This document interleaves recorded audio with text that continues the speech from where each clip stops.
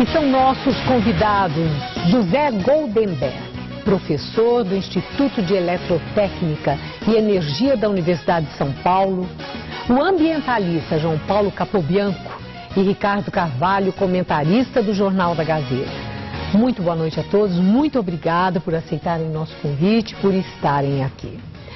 No fim da conferência, na sexta-feira, o clima era de decepção. A sensação era que muito foi falado e bem pouco foi feito.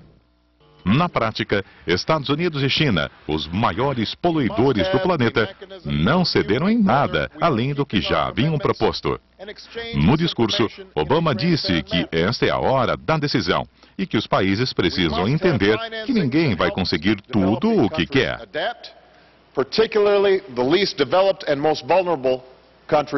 A posição americana é a de que todos devem ter metas obrigatórias de redução de gases poluentes, que seriam fiscalizadas. Mas o primeiro-ministro chinês já deixou claro, a China não aceita nenhum tipo de fiscalização. Wen Jiabao disse ainda que não há justificativa para que países em desenvolvimento assumam metas que prejudiquem o seu crescimento. O presidente Lula fez um discurso emotivo. Disse que só um milagre poderia salvar a cúpula.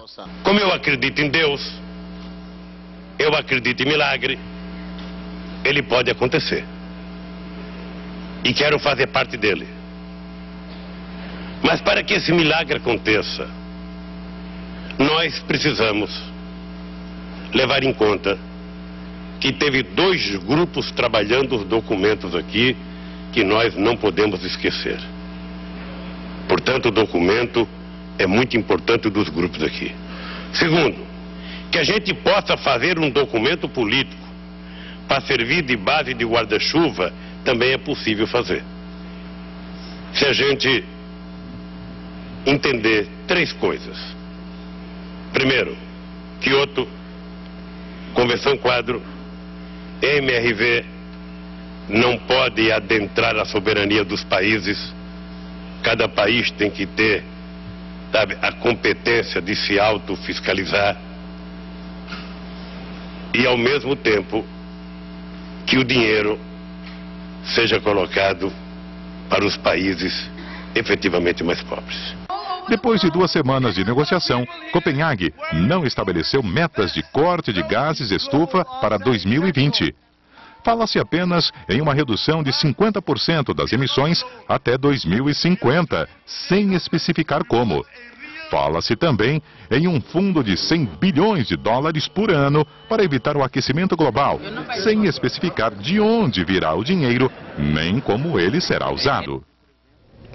O presidente Lula foi muito aplaudido nos discursos que fez. O presidente Lula, ao mesmo tempo, se mostrou e se declarou frustrado e deixou Copenhague sem acordo assinado. Foi frustrante a COP15, professor Goldenberg? Olha, Maria Lídia, a COP15 foi frustrante porque as expectativas eram muito elevadas. As expectativas eram claramente de estabelecer o que a gente chama de um acordo vinculante. O acordo vinculante é um acordo como o protocolo de Kyoto, que tem problemas, mas ele é um acordo vinculante. Quer dizer, quem é parte do protocolo de Kyoto se comprometeu a reduzir as emissões e se não reduzisse, ela poderia receber sanções. É um pouco como armas nucleares. Entende? Os países estabeleceram um tratado de não proliferação nuclear. O Irã agora chega e diz, bom, mas eu tenho direito de desenvolver armas nucleares. E o que dizem os outros? Né? Ele diz, não, você tem direito de desenvolver energia nuclear, mas nós temos o direito de fiscalizar. A colocação feita pelo presidente é incorreta. Não é a primeira que é incorreta. Qual delas? A que ele disse que é inadmissível que os países sejam objetos de fiscalização internacional. Eles devem se autofiscalizar. Entende? Ele apoiou a tese dos chineses está errada. Não é mesmo? E ela foi uma das razões pelas quais a conferência fracassou. É claro que a intransigência dos Estados Unidos foi também bastante pesada. Mas houve, de fato, um problema de dois cabeçudos, né? Não, professor, intransigência dos Estados Unidos, Há 1 ano e meio atrás, o que os Estados Unidos pregavam sobre mudanças climáticas, o senhor Bush? Nada. Ele não tomava conhecimento dessa história. O Obama vem e ele deve estar sofrendo uma pressão interna muito grande. Porque, o senhor imagine, nós todos, eu já tive nos Estados Unidos, quando você vai comer um sanduíche, Maria Lídia, aí vem um cheeseburger e tal, e vem a quantidade de batata, que eu sei que eu não vou comer. Quem me ofereceu, quem me vendeu também sabe, é a sociedade do absurdo desse consumo. Então, vai ter que diminuir isso. Isso faz parte desse contexto de mudança climática. E o nosso querido Obama foi lá e começou a defender coisas que os Estados Unidos nunca antes. Houve um progresso nisso, você não acha? Houve um progresso, sim. Mas, no fim, não é mesmo? Quer dizer, com o progresso que o Obama colocou, ele simplesmente não foi além do que o Senado americano dele permitiu. Quer dizer, ele apareceu à conferência. Ele está refém de alguma forma, né? Se há um projeto em tramitação e toda uma pressão dos republicanos em relação a qualquer avanço, né? Exatamente, porque eles estão de olho, é o eleitorado, afinal os consumidores. Mas de qualquer forma, até admitindo que tenha havido avanço, considerando o ponto de partida, né? Olhando, né, para o passado, mas houve prepotência, como chegou a se falar, uma arrogância de Obama, se Lula aparece como um ator global, um mediador de interesses entre ricos e pobres. Obama deu a impressão de prepotência. O líder mundial é para consumo interno. Eu usei a expressão, ele pareceu ali, ali naquela tribuna. O que ocorreu ali, que não poderia ter ocorrido, isso sim é muito equivocado, é querer transformar uma conferência internacional dessas num espaço de capitalização política.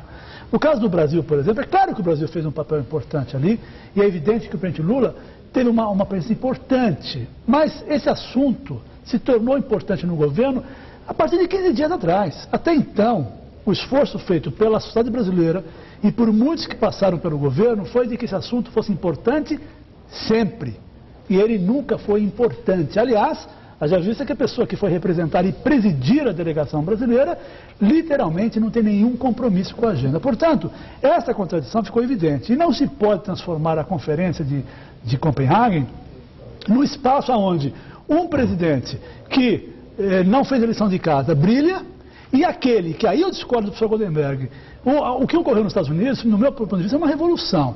Se não foi a revolução que nós precisamos, e aí eu concordo, mas ela foi uma revolução. Porque nos Estados Unidos é diferente do Brasil. No Brasil, o presidente da República pode decidir qual é a meta e depois se lembrar de um pequeno detalhe. Opa, tem que aprovar no Congresso. Aliás, só submeteu a meta ao Congresso